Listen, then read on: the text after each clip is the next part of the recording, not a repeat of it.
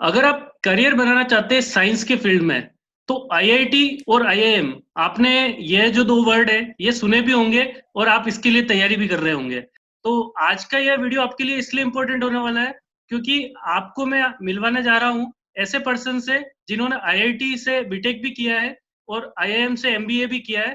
तो वो आपको गाइड करेंगे प्रॉपर्ली कि आपको किस तरह से सब्जेक्ट सिलेक्शन करना है 10th के बाद, फिर आप 12th के बाद किस तरह से कॉलेज सिलेक्शन कर सकते हैं, क्या-क्या ब्रांचेस होती है।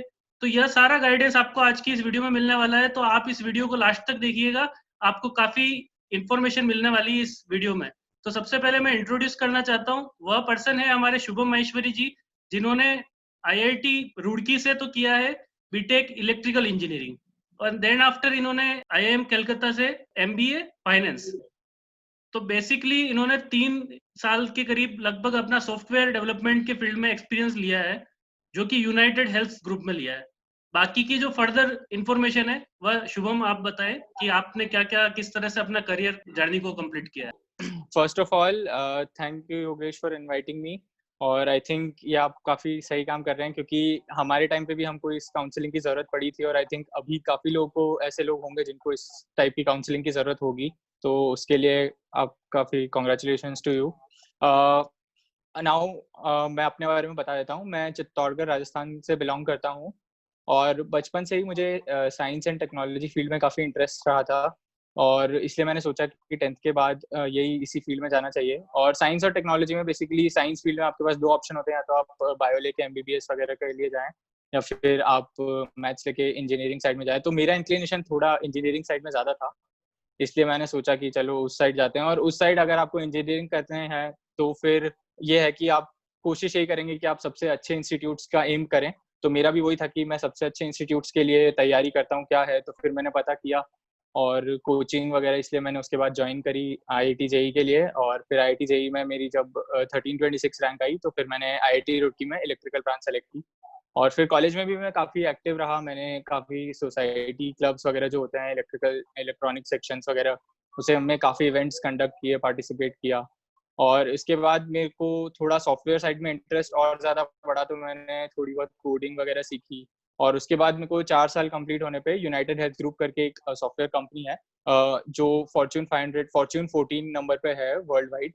उसमें मेरे को हैदराबाद में जॉब पोस्टिंग मिली और मैंने काफ़ी अच्छा उसमें सीखा, काफ़ी कुछ सीखने को मिला। बट वहाँ पे ये हो जाता है कि आप एक शुरू-शुरू में काफ़ी कुछ सीखते हो, बट एक पॉइंट के बाद आपको लगता है कि अगर मुझे करियर में और ग्रोथ के लिए जाना है, तो ग्रोथ जो है सॉफ्टवेयर फील्ड में अभी जो है वो डेटा साइंस, मशीन लर्निंग इस फील्ड में काफ़ी ज़्यादा है। या फिर आप हायर स्टडीज़ के लिए जाएँ, या तो टेक, एमएससी या फिर एमबीए वगैरह करें, पीएचडी जो भी है।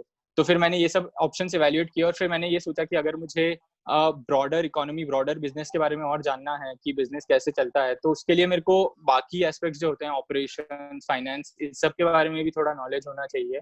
इसलिए मैंने सोचा कि चलो अब एमबीए करते हैं और फिर मैंने कैट दिया और सिलेक्शन होने के बाद आईएम कलकत्ता जॉइन किया। और आईएम कलकत्ता से अभी जस्ट मैंने मार्च 2020 में ग्रेजुएट किया है और अब मैं जल्दी अगस्त के अराउंड मैकेंजी एंड कंपनी करके है, वर्ल्ड की बिगेस्ट कंसल्टेंसी, वो जॉइन करने वाला हूँ। तो ये है मेरी अब तक की। क्लास 10th से लेकर के अगर कोई आईआईएम हाँ तक, जी, एमबीए तक जाना चाहता है, तो उसे क्या-क्या हाँ जी। एग्ज़ामिनेशंस फेस करने होंगे? ये आप एक बार बेसिक इंट्रो दे दीजिए कि क्या-क्या एलिजिबिलिटी चाहिए और उसके बाद क्या-क्या एग्ज़ाम्स उनको फेस करने होंगे? तो सबसे पहला एग्ज़ाम जो होता है, अगर आपको इंजीनियरिंग करनी है, तो इंजीनियरिंग के काफ़ी सारे एंट्रेंस एग्ज़ाम्स होते हैं। हमारे टाइम पे आईआईटी में एडमिशन के लिए जेईई होता था और बाकी एनआईटीज़ वगैरह में एडमिशन के लिए एआई ट्रिपल ई होता था। अब उन्होंने मर्ज करके वो एक ही कर दिया है कि जेईई के 2 कर दिए हैं, एक मेंस कर दिया है, एक एडवांस कर दिया है। हुँ। तो उसमें ऐसा होता है कि मेंस का लेवल जो है आपके 11th-12th के सीबीएसई के अराउंड ही रहता है, थोड़ा-सा ही ऊपर रहता है। और एडवांस जो है वो थोड़े डिफिकल्ट लेवल का होता है। तो सबसे पहले जो 2 एग्ज़ाम है वो यही होते हैं, जेईई मेन्स और जेईई एडवांस्ड। अगर आपको आईआईटीज़, एनआईटीज़, ये जो प्रेस्टिजियस कॉलेजेस हैं वो टारगेट करने हैं इंजीनियरिंग के लिए तो। और बाकी फिर काफ़ी सारे स्टेट गवर्नमेंट्स के भी एग्ज़ाम होते हैं, आरपीईटी वगैरह ये सब। ये एग्ज़ाम्स के थ्रू आप स्टेट के काफ़ी अच्छे रेप्यूटेड गवर्नमेंट कॉलेजेस में एडमिशन ले सकते हैं। और फिर इंजीनियरिंग के बाद अगर आपको एमबीए करना है, तो एमबीए के लिए मेन एग्ज़ाम सबसे बड़ा तो कैट है ही है। फिर बाकी काफ़ी सारे इंस्टीट्यूट्स जो होते हैं, प्राइवेट इंस्टीट्यूट्स वगैरह, वो अपने-अपने एग्ज़ाम्स भी कंडक्ट कराते हैं, सीमैट वगैरह, एक्सएलआरआई का एग्जैट, आईआईएफटी, तो सबके अलग-अलग ऐसे एग्ज़ाम्स होते हैं। एमबीए के लिए कोई टारगेट कर हाँ। रहा है? तो उसके लिए हाँ एक क्या एलिजिबिलिटी चाहिए कि और वो किस किस फील्ड से आ सकता है आईआईएम के लिए?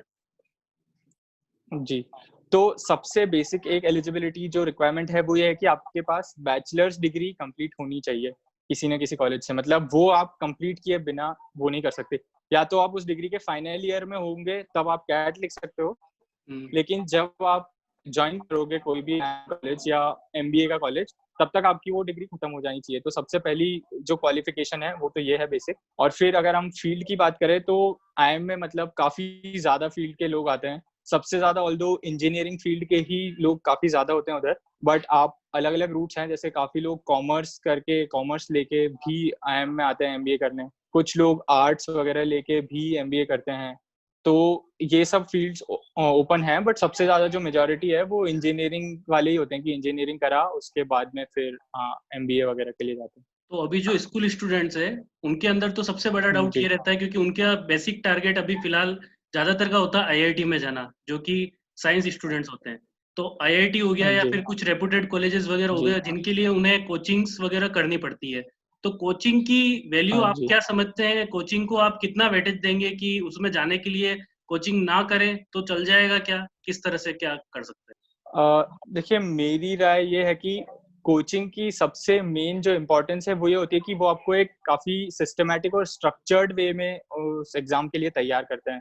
क्योंकि वो एग्जाम जो है उसका डिफिकल्टी लेवल नॉर्मल स्कूल वाले जो अपने बोर्ड एग्जाम होते हैं उससे थोड़ा ऊपर लेवल होता है। तो ये होता है कि आप नॉर्मल स्कूल की उससे बुक्स वगैरह एनसीईआरटी पढ़ के उस लेवल की तैयारी नहीं कर सकते। प्लस कोचिंग का जो दूसरा मेन बेनिफिट ये है कि वो काफी सारे डाउट क्लियरिंग सेशंस और कंटिन्यूअस टेस्ट वगैरह होते हैं, उससे आपको अपना पता चलता है कि मेरी तैयारी कैसे जा रही है, मैं किस लेवल तक पहुंचा हूँ। तो आपको कंटिन्यूअस एक फीडबैक टाइप का मिलता रहता है कोचिंग से, जो आप अगर खुद से करें तो वो थोड़ा सा मुश्किल होता है।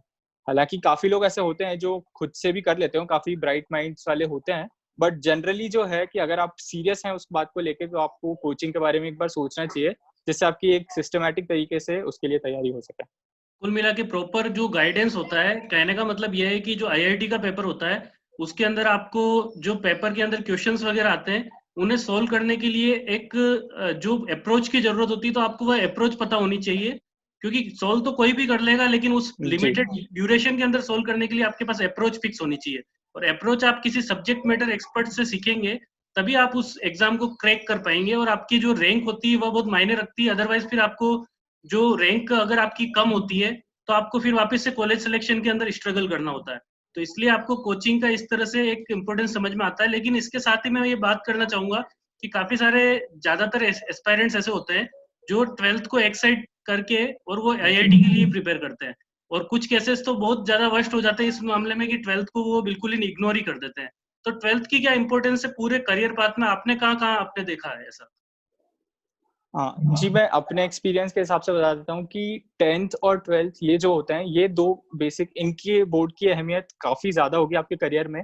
आप कितना भी आगे चले जाएं, क्योंकि आपके रेज्यूमे में सबसे दो पहली जो लाइन होती है नॉर्मली आपके 10th और 12th के परसेंटेज ही होते हैं। और कहते हैं कि first impression is the last impression. तो आपके अगर 10th और 12th के परसेंटेज अगर अच्छे हैं तो काफी अच्छा इम्पैक्ट पड़ता है रेज्यूमे देखने वाले पे भी। इसलिए 10th और 12th को तो आप हल्के में बिल्कुल भी नहीं लेना चाहिए।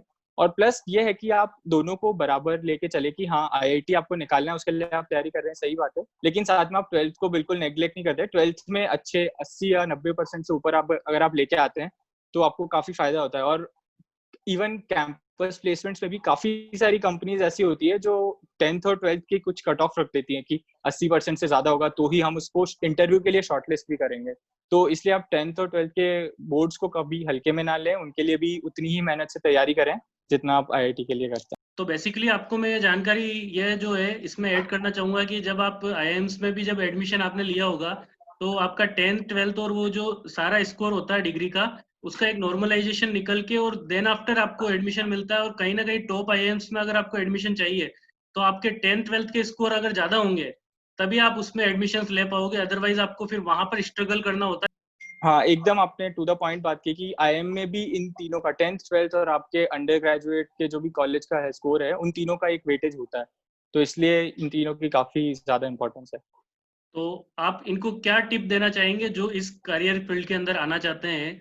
उनके लिए आपके हिसाब से क्या टिप रहेगी एक? जो मेरी टिप है वो यही है कि अगर आपने सोचा है इसमें आने का, तो ऐसा होता है कि बहुत सारे लोगों को पता नहीं होता है, बस वो आस-पास से सुन के, इधर-उधर न्यूज़ में सुन के कर लेते हैं कि इस फील्ड में जाने पे बहुत ज़्यादा सैलरी है या बहुत ज़्यादा पैसे हैं, ये सब सोच के। बट आप उसके बारे में अच्छे से रिसर्च करें कि क्या मुझे ये काम पसंद आ सकता है। और रिसर्च करने का सबसे अच्छा तरीका यही है कि अगर उस फील्ड में कोई आप जानते हो जो काम कर रहे हों, उस फील्ड में काफ़ी साल जिन्होंने काम किया हो, उनसे पूछें कि क्या काम था आपका, एग्ज़ैक्टली आपको कैसा काम लगा और किस तरीके से आपकी प्रोग्रेस हुई, इन सब के बारे में जानें। और इस तरह की वीडियोज़ जो आप कर रहे हैं, ये काउंसलिंग की अगर वीडियोज़ आप देखेंगे तो आपको आइडिया लगेगा।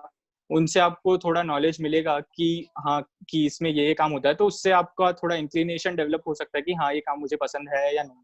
तो ये मेरी टिप होगी कि आप किसी भी फील्ड में डायरेक्टली जाने या किसी और की सुन के जाने की बजाय खुद उसके बारे में थोड़ा रिसर्च करें, पढ़ें, जानें और तो उसके अब इस बाद जगह पे हम उसके एक लिए बहुत ही ट्राई करें। इम्पोर्टेंट जो टॉपिक होता है, वह हम डिस्कस करते हैं कि सभी के पास में यह एक सिचुएशन आती है कि रैंक बनने के बाद या तो उन्हें कॉलेज बेहतर लेने के ऑप्शन होता है या आप ब्रांच अपनी चॉइस की ले लो।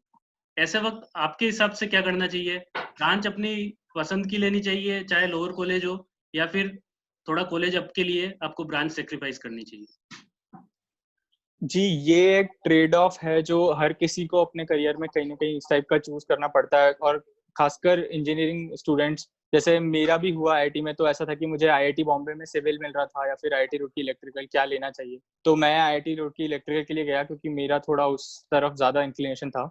तो मेरा मानना ये है कि आप सबसे पहले अगर आपका इंटरेस्ट है उस फ़ील्ड में, तो आप उसकी तरफ जाएँ। अगर आपको थोड़ा-सा एक लेवल नीचे भी कॉलेज मिल रहा है, थोड़ा नीचे तो चलेगा। हाँ, अगर बहुत ज़्यादा नीचे का कॉलेज मिल रहा है आपके इंटरेस्ट में, तो आप शायद सोच सकते हैं कि नहीं, मैं बहुत अच्छे ब्रांड वाले कॉलेज की तरफ जाऊँ। बट ये है कि आपको अगर कंप्यूटर साइंस में इंटरेस्ट है और उसमें अगर आपको अच्छा आईआईटी मिल रहा है, हाँ, आईआईटी बॉम्बे, दिल्ली ये नहीं मिल रहा है बट अच्छा आईआईटी मिल रहा है, तो आप उसमें जाएँ। क्योंकि अभी जो है कंप्यूटर साइंस जैसे फ़ील्ड में इवन आप नॉर्मल और आईआईटीज़ में भी काफ़ी अच्छी जॉब अपॉर्च्युनिटीज़ हैं और काफ़ी सारी कंपनीज़ वहाँ भी आती हैं कि अगर आपने कोई अच्छा कॉलेज तो चूज़ कर लिया, लेकिन ब्रांच अपनी पसंद की चूज़ नहीं की और आपने अगर उसमें अच्छा परफ़ॉर्म नहीं किया, तो आपको फिर प्लेसमेंट में उसमें भी दिक्कत आ सकती है, भले ही आपका कॉलेज एकदम टॉप लेवल का ही क्यों ना हो। तो इसलिए अपनी जो पसंद की ब्रांच है, उस पे ज़्यादा आपको फ़ोकस करना चाहिए, ऐसा मेरा मानना है। हाँ, तो कोई भी कॉलेज हो उसके 100% जो सारे स्टूडेंट्स होते हैं, उनको सक्सेस इस तरह से नहीं मिलती क्योंकि कहने का मतलब ये है कि आपका कॉलेज मैटर बाद में करेगा, आप पहले मैटर करोगे। 85% रोल तो आपका खुद का है और 15% कॉलेज जी, आपको बिल्कुल। बनाएगा कि क्योंकि आपका जो टैलेंट है वह तो आपके अंदर ही है, तो उसको आपको निखारना है, तो वह आपको कॉलेज निखारेगा। तो इसमें आप एक लेवल अगर डाउन जा रहे हैं, लेकिन आप अपने इंटरेस्ट की ओर जा रहे हैं, तो वो आपके लिए बहुत ज़्यादा बेटर रहता है। अब हम बात करेंगे कि आपका जो करियर प्रोफाइल रहता है, जैसा कि अभी सर ने बताया कि आपको प्रोफाइल के बारे में नॉलेज होना ज़रूरी है। तो सर बताएँगे कि एज़ ए इलेक्ट्रिकल इंजीनियर इन्होंने अपना बीटेक किया है, एज़ ए सॉफ्टवेयर इंजीनियर इन्होंने वर्क किया है और एज़ ए एमबीए अभी वो ग्रो हो चुका है उनका करियर। तो इन तीनों के अंदर किस तरह से प्रोफाइल रहता है एक इन शॉर्ट सर आप बता दीजिए? जी, बिल्कुल। तो सबसे पहले इंजीनियरिंग से ही शुरुआत करता हूँ। तो इंजीनियरिंग की जो कोर ब्रांचेज़ हैं 4-5 उनके बारे में हम थोड़ा डिस्कस कर लेते हैं। सबसे पहला जो है, सबसे ज़्यादा जो आजकल मार्केट में डिमांड में है, वो है कंप्यूटर साइंस और आईटी वगैरह।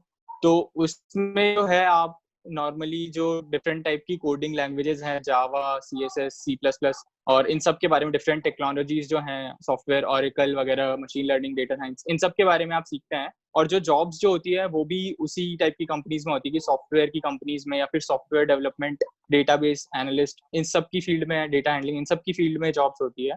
तो कंप्यूटर साइंस वालों का ये रहता है। फिर इलेक्ट्रिकल के उसमें है कि आप power generation, distribution, power plants वगैरह इन सब के, इलेक्ट्रिसिटी डिस्ट्रीब्यूशन, इन सब के बारे में आप पढ़ते हैं अपने उसमें। और फिर जो आपकी इसमें जॉब्स जो हैं वो अभी थोड़ा सा इंडिया में क्या है, लिमिटेड वो हो गई है। इसमें जॉब्स का मेन वो रहता है कि आपका मेजर जो है वो गेट के थ्रू आप पीएसयूज़ में जा सकते हैं, जैसे बीएचईएल हो गया या फिर पावर ग्रिड हो गया, इन सब में। फिर मैकेनिकल है, उसमें आप टरबाइन्स वगैरह इन सब के बारे में पढ़ते हैं, इंजन्स, मोटर्स, ये सब जो कैसे वर्क करती है सब। और उसकी जो कोर फील्ड की जॉब्स जो हैं वो Tata Motors, TVS Motors, Shell, इस टाइप की कंपनीज़ हैं, उनमें होती है। फिर सिविल इंजीनियरिंग जो है वो बेसिकली कंस्ट्रक्शन, रोड, बिल्डिंग्स, ये सब जो हो गया, आपके ब्रिजेस, उस टाइप के बारे में, उस आर्किटेक्चर, उन सब के बारे में आप पढ़ते हैं। और फिर जो जॉब्स हैं उसमें भी वही है कि जेईएन वगैरह और इस टाइप के, मतलब आप डिज़ाइन वगैरह जो है, सिटीज़ डिज़ाइन, इस टाइप की जॉब्स ज़्यादा हैं उसमें। और केमिकल इंजीनियरिंग भी होती है काफ़ी सारे कॉलेजेस में, ये ब्रांच भी। उसमें बेसिकली आप पेट्रोकेमिकल्स और मतलब केमिकल रिएक्शंस, इन सब के बारे में ज़्यादा आप पढ़ते हैं। और जो जॉब्स हैं उसमें भी कोर जॉब्स जो हैं थोड़ी सी कमी होती है। रिलायंस वगैरह ऐसी कंपनीज जो हैं कोर पेट्रोकेमिकल वगैरह की, उसमें आपको जॉब्स की अपॉर्चुनिटीज ज़्यादा होती है। फिर हम आते हैं अब एमबीए की तरफ। तो एमबीए में जो है काफ़ी सारे स्पेशलाइजेशन अलग अलग होते हैं। फाइनेंस होता है, मार्केटिंग होता है, ऑपरेशंस होता है, फिर ह्यूमन रिसोर्सेज वगैरह होता है। तो ये सारे अलग अलग होते हैं। तो फाइनेंस में बेसिकली आप कैसे, आपको किसी, अगर आपको कंपनी चलानी, कैसे आपको फाइनेंस लेना है, कैसे कंपनी के फाइनेंसेस को मैनेज करना है, अकाउंटिंग वगैरह, प्रॉफिट लॉस, इन सब के बारे में आप ज़्यादा डिटेल में पढ़ते हैं। और अगर ऑपरेशंस की बात करें तो आप एकदम प्रोडक्शन से लेके डिस्ट्रीब्यूशन, पैकेजिंग और एंड कंज्यूमर तक कैसे आपको अपना प्रोडक्ट या सर्विस जो भी है वो कैसे सेल करनी है, कैसे आपको उसको प्रोड्यूस करना है, ये सारी चीजें जो है पूरी सप्लाई चेन के बारे में पढ़ते हैं। मार्केटिंग में आप काफी ज्यादा सेल्स, मार्केटिंग, कैसे अपने प्रोडक्ट को मार्केट करना है, कौन से सेगमेंट को टारगेट करना है, ये सब पढ़ते हैं। और उसमें आजकल डिजिटल मार्केटिंग और उसमें है, तो उस पर भी आप काफी सारे कोर्सेज पढ़ते हैं। तो इस सब का तो बेसिक एक जो पूरा निष्कर्ष ये है कि आपको जो बेसिकली हम करते ये है कि किस फील्ड में क्या स्कोप है उसको देख के और हम हमारा फील्ड सेलेक्ट करके आगे बढ़ते हैं।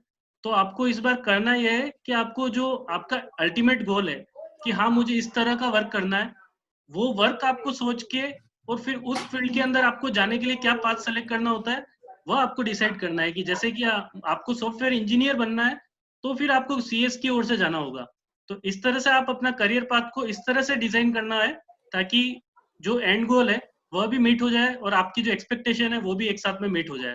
अब बात करेंगे सर कि जो कोरोना वायरस का भी जो इम्पैक्ट है वह काफी सारी जी जॉब्स पर आया है, काफी सारी जॉब्स भी गई है, कहीं यूएसए में भी फर्क आया है तो यहाँ पर इंडिया में भी फर्क आया है। तो आप बेसिकली इंजीनियरिंग और एमबीए के फील्ड पे एक बड़ा बड़ा फर्क क्या देख सकते हैं? जी, सबसे पहला इम्पैक्ट जो है, तो उससे एंट्री लेवल जॉब्स जो होती है वो काफी ज्यादा इम्पैक्ट होगी, क्योंकि अभी ये हो गया कि काफी कंपनीज और स्पेशली स्टार्टअप्स वगैरह है, उनकी कंडीशन जो है फाइनेंशियली उतनी अच्छी नहीं है, तो वो उतने ज्यादा लोग अफोर्ड नहीं कर सकते। पहले अगर वो 15 लोग से कुछ काम करवा रहे होंगे तो वो अब सोचेंगे कि क्या हम ये काम 10 लोगों से या कम लोगों से करा सकते हैं, 12 लोगों से। तो उधर जो एंट्री लेवल की जॉब्स है उस पर थोड़ा इम्पैक्ट जरूर आएगा। हाँ, कि हाई लेवल की जो जॉब्स होती हैं उस पे शायद उतना इम्पैक्ट ना आए, क्योंकि उसमें थोड़ा स्ट्रेटेजी और उस टाइप की थिंकिंग की जरूरत ज्यादा होती है। बट एंट्री लेवल जॉब्स पे इम्पैक्ट आएगा। और दूसरा है कि काफी सारी कंपनीज जो है ऑटोमेशन की तरफ बढ़ेगी, तो उसमें भी अगर लेबर और ये वाली जॉब्स जो हैं उस पर थोड़ा इम्पैक्ट आ सकता है। बट अभी ये मानना है कि उसके बाद, मेरा ये मानना है कि 6 महीने या 1 साल के बाद जब रिकवरी होगी तब काफी सारे फील्ड जो हैं, ये डेटा साइंस वगैरह, इस सब के फील्ड में, आर्टिफिशियल इंटेलिजेंस वगैरह, इसमें काफी ज्यादा जॉब्स की अपॉर्चुनिटीज आएगी। और बाकी भी जैसे जैसे अपनी इकोनॉमी रिकवर करेगी तब काफी ज्यादा जॉब्स की अपॉर्चुनिटीज आएगी। तो अभी सही टाइम है कि अपने आप को अच्छे से रीस्किल करो या अपनी स्किल्स को अच्छे से इम्प्रूव करो, नई नई चीजें एक्सप्लोर करो। और जरूर 1-2 साल में काफी सही सही अपॉर्चुनिटीज आएगी। अभी थोड़ा इम्पैक्ट है, अभी जॉब मार्केट शायद डाउन है, बट बाद में इम्प्रूव काफी होने के चांसेस बहुत ज्यादा है। तो बेसिकली अब हम बात करते हैं एक जो स्टूडेंट्स के बीच में मिथ भी बहुत सारे हैं जिस फैक्टर पे। तो अब हम बात करने वाले हैं पैकेज पे, और पैकेज का जो एक्चुअल रियलिटी है आईआईटीज की और आईआईएम्स की, वह आपको यहाँ पर सर बताएंगे कि किस तरह से उसका रियलिटी क्या है। बेसिकली आप लोग जाते हैं कोचिंग के पास, कोचिंग आपको जो पैकेज बताते हैं वह पैकेज आपको अल्टीमेटली कितना मिलता है, कैसे मिलता है, तो वो सर आप डिटेल बता दीजिए उसकी। जी, तो सबसे पहले जो मैं मिथ है वो बता देता हूँ। मिथ ये होता है कि कोई भी आईआईटी वगैरह का नाम सुनता है तो उनके दिमाग में आता है कि आईआईटी में तो सबकी 50 लाख 1 करोड़ की जॉब लगती है। तो ये सबसे बड़ी मिथ है। ये एकदम वो है कि एक्सेप्शनल जो कुछ स्टूडेंट्स होते हैं गिने चुने, मतलब जो काफी अच्छा करते हैं, उनकी जरूर लगती है। और वो जॉब्स भी ये होती है कि वो यूएस में होती है। तो यूएस में 1 करोड़ और इंडिया में 1 करोड़ में काफी ज्यादा डिफरेंस है, ये तो हम जानते ही हैं। और दूसरा, जो हम एवरेज पैकेज की बात करते हैं, वो भी ब्रांच टू ब्रांच काफी ज्यादा वेरी करता है। सबसे ज्यादा ट्रेडिशनली यही रहा है कि कंप्यूटर साइंस वगैरह की ब्रांच जो है, कंप्यूटर साइंस में काफी ज्यादा जो है एवरेज पैकेज जनरली हाई ही रहता है। उसके बाद इलेक्ट्रिकल, इलेक्ट्रॉनिक्स, मैकेनिकल, इन सब ब्रांचेस का पैकेज जो है वो 8 से 10 लाख के अराउंड, आईआईटीज की बात कर रहा हूँ मैं, 8 आईआईटीज में 8 से 10 लाख के अराउंड स्टार्टिंग पैकेज जो है वो वेरी करता है। और फिर अगर हम एमबीए की बात करें तो एमबीए में भी अगर आप अच्छे आईआईएम से, जो पुराने 5-6 हैं, उनसे अगर आप एमबीए कर रहे हैं, तो एवरेज पैकेज जो है आपका वो 20 से 25 लाख पर एनम की रेंज में वेरी करता है लगभग। तो ये जो है कि बहुत लोगों के दिमाग में ये होता है कि 1 करोड़ मिल रहा है, 50 लाख मिल रहा है, बट वो ऐसा रियलिटी होती नहीं है। जो एवरेज पैकेज है वो उतना ही है, हाँ, लेकिन अगर आप अच्छा कर रहे हैं कॉलेज में जाके और एकदम टॉप लेवल के स्टूडेंट है तो ज़रूर कोई नहीं रोक सकता, आप ज़रूर 1 करोड़ की जॉब भी ले जा सकते हैं। और कहीं न कहीं ये फैक्टर भी होता है कि अगर आप आईआईटी से नहीं है और किसी टॉप कॉलेज से नहीं है, फिर भी अगर आपके अंदर स्किल है और आपने अपने स्किल को शो कर दिया, तो आप उस पैकेज तक पहुँच सकते हैं। आपकी थोड़ी स्ट्रगल रहेगी, नो डाउट, लेकिन आपको उस पैकेज तक पहुँचने में आपको कामयाबी ज़रूर मिलेगी।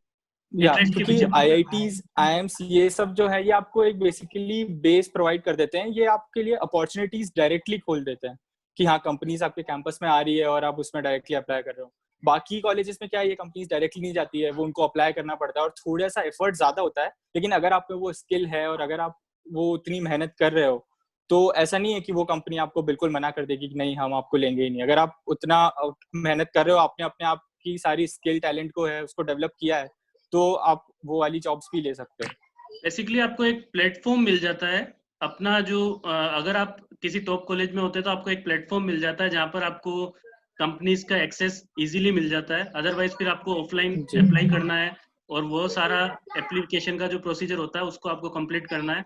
उसमें काफी सारे राउंड्स होते हैं, तो वह सारे होते हैं, उसके अकॉर्डिंग आपको आगे बढ़ना होता है। अब सर हम बात जी, करना बिल्कुल। चाहेंगे कि आप फील्ड के अंदर जो गया है, जैसे इंजीनियरिंग के लिए कोई गया है तो ऐसा तो हम बोलेंगे नहीं कि वो इंजीनियर बन के नहीं निकला, वो तो इंजीनियर बन के निकलना ही है, फिक्स है। तो इस फील्ड के अंदर जो गया वो तो बन के निकलना ही है। लेकिन निकलने के बाद अगर उसको जॉब्स नहीं मिलती है, उनके लिए किस तरह के जॉब के फील्ड जो है वो ओपन रहते हैं? जी, ये काफ़ी इम्पोर्टेंट क्वेश्चन्स है क्योंकि आजकल ये हो गया कि काफ़ी ज़्यादा कॉलेजेस हो गए हैं और बहुत सारे स्टूडेंट्स निकल रहे हैं ऐसे प्राइवेट कॉलेजेस या कुछ कॉलेजेस से कि उनको जॉब्स डायरेक्टली नहीं मिल रही है। तो फिर उनके लिए मेन ऑप्शंस जो 2-3 मेरे दिमाग में ये आते हैं कि आप या तो गेट दें और गेट के थ्रू फिर आप या तो आईआईटी या अच्छे कॉलेजेस से एमटेक करने का ट्राई करें, जिससे कि आपको जॉब मार्केट में फ़ायदा हो, या फिर गेट के थ्रू आप पीएसयूज़ जो हैं, उनमें जॉब का ट्राई करें। दूसरा ऑप्शन ये भी होता है कि आप और हायर स्टडीज के लिए फिर एमबीए की साइड जाए, तो आप कैट, सीमैट ये सब कॉम्पिटिटिव एग्जाम्स इनकी तैयारी करें और उसमें ट्राई करें।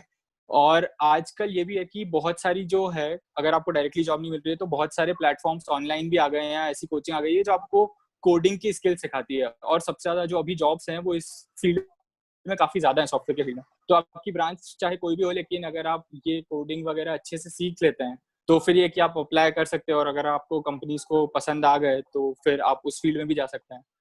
तो ये मेजर ऑप्शंस हैं मेरे दिमाग में, ये आप ट्राई कर सकते हैं। और बैंक पीओ एक और ऑप्शंस है कि आप बैंक और दूसरे कॉम्पिटिटिव एग्जाम्स जो होते हैं, इस सब के लिए भी आप ट्राई कर सकते हैं। कुल मिलाकर आपको जो एक बार सक्सेस के पथ पर आप निकले हैं तो आपको स्ट्रगल तो करनी ही होगी, लेकिन एंड सक्सेस मिलेगी आपको। ऐसा नहीं है कि आपको आगे ऑप्शंस नहीं मिलेंगे। लोग काफी भ्रमित रहते हैं इसको लेकर कि इसमें स्कोप ही नहीं है, तो स्कोप नहीं है ऐसा तो कोई फील्ड है नहीं। स्कोप तो हर फील्ड के अंदर है, लेकिन आप उसको कितना एक्सप्लोर कर पाते हैं अपने इंटरेस्ट के बेसिस पे, वही आपका डिपेंड करता है, वही आपका पैकेज डिटरमाइन करता है। तो सर एक लास्ट वन लाइन टिप आप देंगे स्टूडेंट्स के लिए जो आपके इस फील्ड में, इंजीनियरिंग में या फिर एमबीए के फील्ड में आप अपना करियर बनाना चाहते हैं, मैनेजमेंट के फील्ड में, उनके लिए क्या टिप रहेंगी अ, आपकी?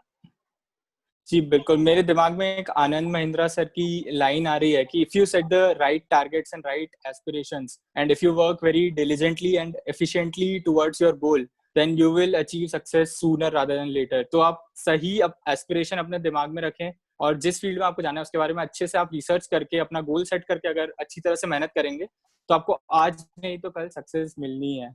तो बस अपने फील्ड में अच्छे से फोकस करें और जो भी आप करने का डिसाइड कर रहे हैं उसके बारे में अच्छे से नॉलेज लें और फिर उस पे अच्छे से मेहनत करें। तो यही अगर मेरा आप एक साइंस वो है। स्टूडेंट हैं और आपके मन में इस वीडियो के अलावा भी आपके पास काफी सारे डाउट्स होंगे जो अभी आपके आ रहे होंगे कि किसी फील्ड के बारे में आप जानना चाहते हैं या कोई फील्ड से रिलेटेड आपको इन्फॉर्मेशन चाहिए, तो आप इस वीडियो के नीचे कमेंट कर सकते हैं और इस वीडियो को आप लाइक जरूर कीजिएगा और इस वीडियो के नीचे कमेंट अपने कीजिएगा कि आपको किस फील्ड से रिलेटेड और किस एक्सपर्ट से रिलेटेड आपको इन्फॉर्मेशन चाहिए। वहीं साइंस की अगर बात करें या इंजीनियरिंग की बात करें तो सर भी है, तो वह आपको हेल्प करते रहेंगे, जिसके अंदर की आप जो जो कमेंट्स करेंगे कि किस ब्रांच के अंदर क्या स्कोप है वगैरह, तो आप सर से कंसल्टेशन कर सकते हैं। आपके कमेंट के जो रिप्लाईज है वो सर की तरफ से आ जाएंगे। और सबसे ज्यादा तो मैं आप धन्यवाद करना चाहूंगा शुभम माहेश्वरी जी का, कि जिन्होंने अपने इतने कीमती थैंक वक्त को यू। हमें दिया है और हमारे जो करियर मार्गदर्शन के लिए इतना काफी इम्पोर्टेंट टाइम दिया है। तो वह उसके लिए मैं सर काफ़ी थैंकफुल हूँ आपके लिए कि आप हमारे इस चैनल पर आए हैं। जी, थैंक यू योगेश, और आपको भी काफ़ी थैंक यू कि आपने मुझे इसके लिए इनवाइट किया। और किसी भी तरह की अगर काउंसलिंग में मैं किसी स्टूडेंट्स के लिए हेल्पफुल हो सकता हूँ, तो आई थिंक ये मेरे लिए भी काफ़ी अच्छी प्रिविलेज की बात होगी कि हाँ, मैंने स्टूडेंट्स को उनका गोल अचीव करने में अगर हेल्प की। और आपको भी काफ़ी कांग्रेचुलेशंस और ऑल द बेस्ट। आप काफ़ी अच्छा काम कर रहे हैं और ऐसे ही करते रहिए।